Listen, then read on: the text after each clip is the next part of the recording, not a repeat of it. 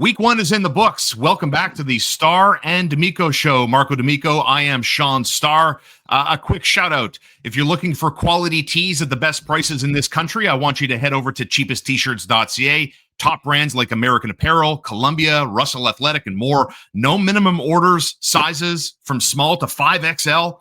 And when you order today, they ship today, and most deliveries will arrive tomorrow. That's cheapesttshirts.ca. Fast, easy, and affordable, and a proud sponsor of the Starr and D'Amico show.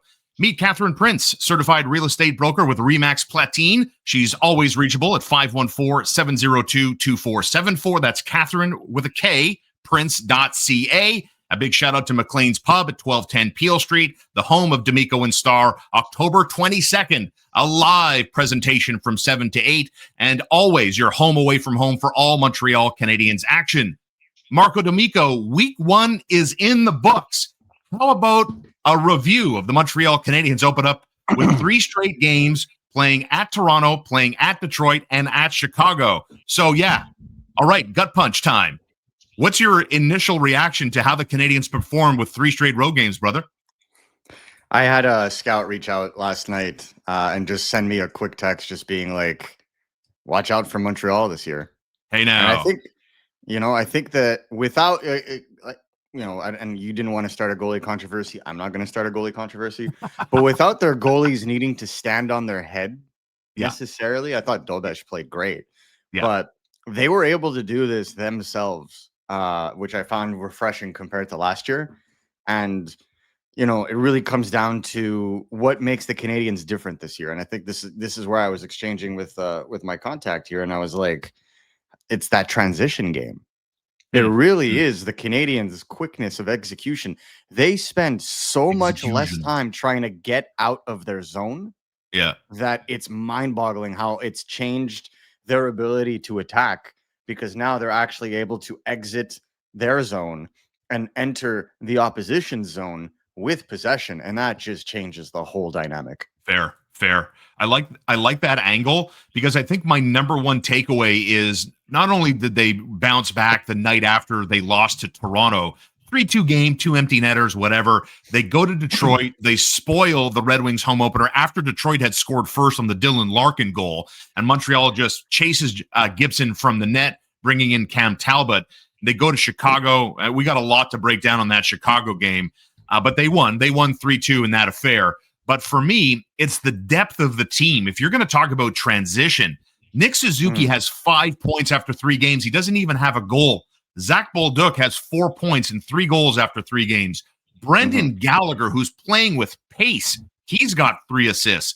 Cole Caulfield's got a goal and 3 points. Mike Matheson and Oliver Kapanen right behind with 2 points. So there you go, brother. I mean, we're talking about 4 guys that are at least a point-a-game player, 2 guys that are 1 point off the pace, and you're not even getting the best from Captain Nick Suzuki, who's, again, got 5 points. So the depth for me might be the number one takeaway after week one. Is there anyone else you're looking at here in terms of maybe surprising from the depth perspective? Well, I think the Montreal Canadiens got exactly what they were looking for when they traded for Zach Bolduc. I think it's fun to watch because it's a no-nonsense kind of player, right? Yeah. Where like he just goes to the net and he's intelligent. He sees the play.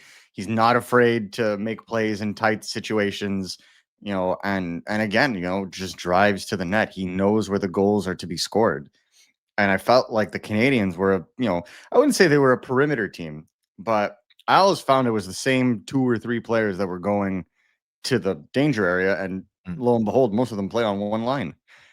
So now that you have a mix of talent and toughness in that sense, because Zachary Bolduc is not the biggest dude, but he is a solid dude. And so like he goes straight into it. And you really have to appreciate that kind of crash and bang style. But to be able to couple that with the scoring touch that he has is just such a rare commodity that I completely understand the Montreal Canadiens going and pushing hard for him this summer from St. Louis. Let us remember that St. Louis did not want to give up Zachary Bolduc for Logan Mailloux. They really liked Mailloux, and rightfully so. He's got a lot of good tools, but It only came down to the 11th hour where the St. Louis Blues finally said, fine, we'll do it, because Justin Carbonneau, the first round pick that they drafted this year in Los Angeles, looks to be a very promising prospect himself. So it's a win for the Montreal Canadiens in the short term, because what I saw from Zachary Bolduc is sustainable offense, and offense that I think will not only translate in the regular season, but also in the playoffs. And I think that's the most important part. Catherine Prince, Remax, Platine. It's time to talk about one of life's biggest decisions, and that's buying or selling your house. And I encourage you to visit catherineprince.ca for more information. That's Catherine with a K, prince.ca. A South Shore and Montreal area specialist, she's lived and worked in the region for over 20 years.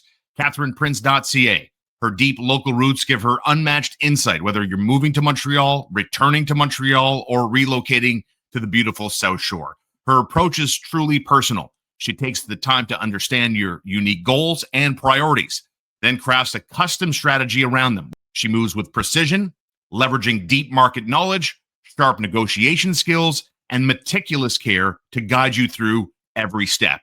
If you're considering a move to Montreal, a return to the city, or settling on the South Shore, Catherine is ready to be your strategic partner. Call Catherine Prince, that's Catherine with a K, 514-702-2474 to start the conversation. I like that angle because, I mean, Zach Bolduc has been on the tip of everyone's tongue that's watching this team. I mean, you know, as we were watching the game on Saturday night, you know, one of the many things that has driven me crazy over the years watching the Montreal Canadiens, I hate, Marco, when I tell you I hate it, I mean it. I hate flybys when you're in the opposition's defensive zone and there's a chance to lay body contact in someone, and instead you do a flyby Top Gun style and you buzz the tower. Zachary Bolduc crashes into the tower. He does not let up. He is that kind of, I mean, I'm not going to use the word power forward, but he brings that state of mind, power forward, if I can be a little bit more clear. And I think if I were to expand on what I've liked, the takeaways, and we'll get into some of the things that we perhaps don't like, or maybe that's too harsh, things the team needs to improve on as they get ready for Seattle and their home opener this week, that the Noah Dobson, Mike Matheson tandem, both guys, 1 and 2, lead the team in average ice time per game at over 22 minutes. And Martin St. Louis got it right, man. I got it wrong. I wasn't in favor of this. I kept telling you, I like contrast. I wanted contrast. 3 games in, small sample size, je comprends. But man, oh man, speed kills, doesn't it?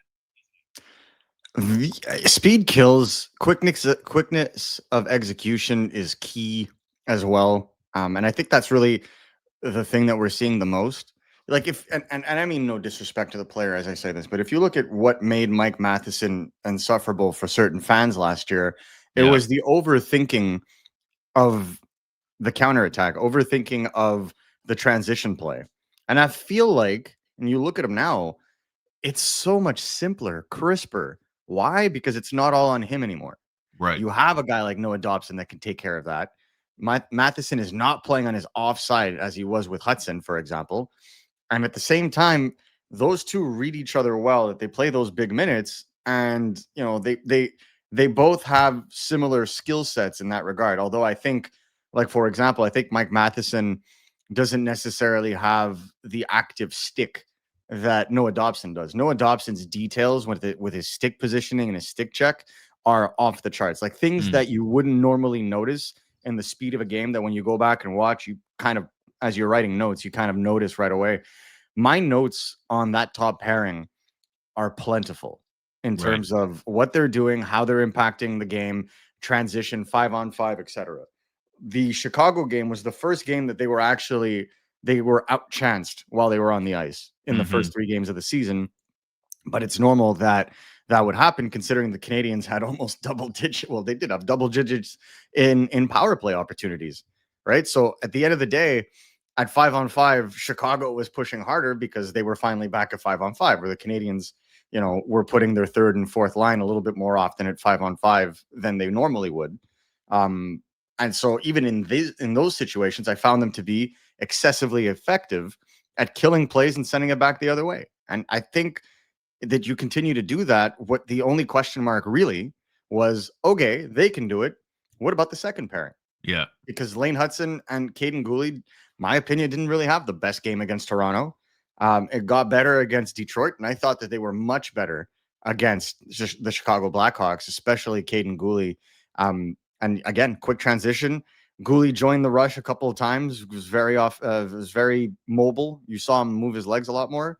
I think that really, if you can have your top four be that mobile and that impactful, then the Canadians, even if they don't have the elite scoring depth, they have good depth and they have a strong top four in the making. Slavkovsky has 1 point after 3 games. Lane Hutson has 1 point after 3 games. I want to talk about number 48 here for a second. Elliot Friedman on Hockey Night in Canada on Saturday night with his insider information suggested that both sides want to keep this out of the public eye, which again is reminiscent of a couple of points D'Amico and Starr had made on this show over the course of last week, right? Like, it benefits both sides to leak information to your favor if you're trying to gain any kind of leverage. So right now they're saying they're going to keep it out of the public eye. I want to make the record clear. My opinion, Marco will weigh in, obviously, with his own opinion. I do not believe the contract talks have hampered Lane Hutson's ability to put points or be a lesser version of himself. I mean, he still has the moves. He has the shake and bake. He walks the line on the power play. He still looks as confident as ever. But the points aren't there like this fan base is used to seeing. What are you seeing from Lane Hutson? We talk about, the point I made about depth, right? 4 guys, point a game player, 2 guys behind a point a game. What are you seeing from 48? I think he could have had a couple of assists last night, right? He was the 4th man on the Cole Caulfield goal, right? And to me, I think they got a lot of their points on the power play last year, right? Like that's what got him going when he got put on that first wave. And with that in mind, with the fact that up until the Chicago game, that top power play unit really didn't kind of get going. Lane Hutson's playing less of his game. And I think it's pretty obvious as to why. And I don't think it's necessarily his contract, although it's fair to speculate. What I would say is everybody knows Lane Hutson now. Everybody's got tape on Lane Hutson. Agreed. When you're preparing to play the Montreal Canadiens, a big part of your defensive process is how do you contain Lane Hutson? And I think that's what you're going to see. Now, this is why we call it a sophomore jinx. And again, I don't mean to say this or like to come off as like arrogant or know-it-all when I say this, but it's very normal that the first couple of, I'd even go the first 15 games, there's going to be a period where Lane is going to have to get used to being the focal point of another team's coverage strategy. And then because he has such high hockey IQ, build on that and cross that obstacle and improve his game in consequence, which I'm sure he will be doing. And I think in the Chicago game, I think it was obvious he played a much better game against Chicago than he did against Toronto or Detroit. So to me, I think you just continue to do what you do. The points will come. Yeah. Once the first power play wave gets its kinks in order and they produce, I mean, granted, they had 2 power play goals, but I mean, when they produce systematically like they have in the past, where it's less, because let's call a spade a spade. Those were 2, I wouldn't say dirty goals, but you had to get your nose dirty for those goals. Yeah. Generally speaking, Lane Hutson will not be part of those goals, right? Unless he's making a play or this or that. So if that's the case, then it's a little bit of a different story. He's got to diversify how he gets offense. He's got to shoot more. He's got to pass with a little bit more, with a little bit less hesitancy. Last year, I think he had 15 assists on Patrick Laine goals that he just set up, right? Like that's gone away now because you don't have that shooting option next to you. You have Cole Caulfield and he does both. So you have to diversify how the points are going to come. And that's totally normal for a young player in his situation. And it's a contract year. I mean, there's a lot happening right now. So I think he'll work out the kinks. And I think you're going to see an energized Lane Hutson as soon as tomorrow against Seattle Kraken. Which brings me to my final point as we wrap this up. Stay tuned for the rest of the week. Don't forget, we're going to have a live show for you on Wednesday and Friday. Live shows following every Montreal Canadiens game. And as usual, your staple Sunday morning program at 10 a.m. Eastern Standard Time. And we're going to talk about Michael Hage this week. We're going to talk about maybe the Montreal Canadiens might strike early. Stay tuned for that. But my final point here on the week 1 takeaways is Patrick Laine, and you just brought him up. He's got no points. He's averaging just over 13 minutes a game. The eye-popping number for me isn't so much, Marco, the allotment of minutes played per game. He's a -3 so far. Okay, whatever. But he's got 4 shots on goal. Juraj Slafkovsky has 10. Caulfield has 10. Zach Bolduc has 10. Nick Suzuki's got 5. Noah Dobson's got 5. I still don't know what Patrick Laine's role is or how Martin St. Louis wants to use this guy. I mean, everybody that watches the team knows he has an office and he shoots from there, but it doesn't look comfortable to me. What's your take? It's a tough situation to be in, right? Because if he's not scoring on the power play, he's not a positive impact player at 5-on-5. And I think that's really unfortunate because, credit where credit is due. I think you're seeing effort from him at even strength to be less of a liability defensively and whatnot. So I respect that. I do. But at the same time, this is a game of performance, and in a fourth line setting, who is more suited for that role on the wing? Is it Patrick Laine or is it Joe Veleno? And I'm not saying Joe Veleno is a better hockey player than Patrick Laine in its totality, but it's roles, right? You're playing roles here. That's the key and word. I feel like everything in this lineup has been discombobulated, be it at 5-on-5, except for the top line, and on the power play to accommodate Patrick Laine. And again, and I will continue to put nota benes as I say this. I think with that said, he's not hurt the team defensively at even strength in the last 2 games against Detroit and against Chicago. So with that said, I think that a strategy change might be in order, right? If you're going to make it about him on the power play, especially on the second wave, then I think you need to jig things up, because the biggest issue I have is that second power play wave. Putting Kirby Dach in the bumper is a colossal waste of time. Kirby Dach is not a shooter. Kirby Dach is a passer. Yeah. It's unfortunate. I a lot of the Montreal Canadiens brass wished he kind of developed that. But Kirby Dach is at his best on the right circle on a power play where he can cross seam pass to shooters. And that's where, even though Zach Bolduc was so effective on the first power play wave against Chicago, I still feel that he is a better suited player to play on the second wave than the first. And this also ties into Lane Hutson. By having a guy like Zach Bolduc, you need a guy that's going to be able to set him up in the slot, quick shot, like we saw on the Cole Caulfield goal, where Nick Suzuki just flipped him a little backhander. He took the shot, and then Caulfield batted it out of the air. Yeah, that's not going to happen normally, because normally Suzuki and Caulfield won't both be on the left board at the same time. Positionally, it was weird. And if for example, Zachary Bolduc whiffed on that puck was going off the other way, and there was a breakaway for Chicago, right? So this is why I'm saying, for the Canadiens to score, they have to commit themselves right now, which is not a good sign of a functioning power play. That being said, I think they have the right elements to have 2 strong power play waves. And I still feel like Ivan Demidov should be on the first wave. Whether you remove Zach Bolduc or do you because the other thing that I don't understand is Juraj Slafkovsky on the Caden Gooley goal. Where was he? In front of the net, doing what he's very elite at doing, man. Well, what's he doing on the power play? Right circle. Right circle. Why? I don't get it. I don't get it. Exactly. So and again, they scored 2 goals. So correct. We can't really argue that that it doesn't work. What I'm saying is, just like at 5-on-5, there is a way to have both your power play waves going, without removing anybody, without removing any of the 10 players that are on it.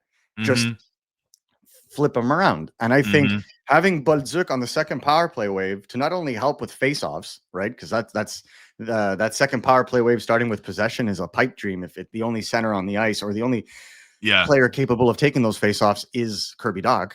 And then on the top power play wave, having an Ivan Demidov help with being able to have both a shooting and passing threat from that right circle, and being able to put Slafkovsky in front of the net.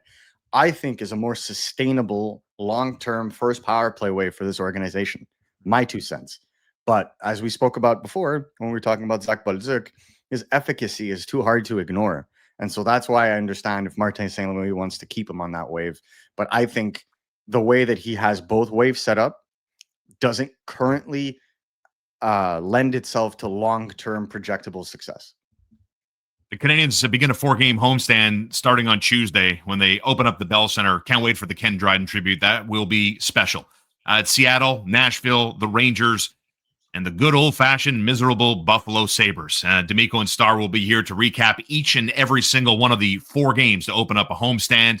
And as always, you can like and subscribe to this video. And for the record, the Montreal Canadiens going into Monday ranked 12th in the National Hockey League on the power play, despite their dismal performance, even though they scored twice, 2 for 10 against Chicago in that 3-2 win. You can support us by supporting our sponsors, cheapesttshirts.ca, McLean's Pub, D'Amico and Starr live October 22nd, Catherine Prince, Catherine with a K, Prince.ca, and littlebearonline.com, where Evie, Chuck, and their all-star staff care about your pet as much as you do. Stay tuned for more content this week. We're going to talk about Michael Hage, blistering start in his second year in Michigan, and maybe some early signs. Could the Canadiens make a move before other NHL teams? That's all coming up this week on the channel, including our lives after Seattle and Nashville. Looking forward to seeing you all. Like and subscribe. For Marco D'Amico, I'm Shaun Starr. We'll see you tomorrow.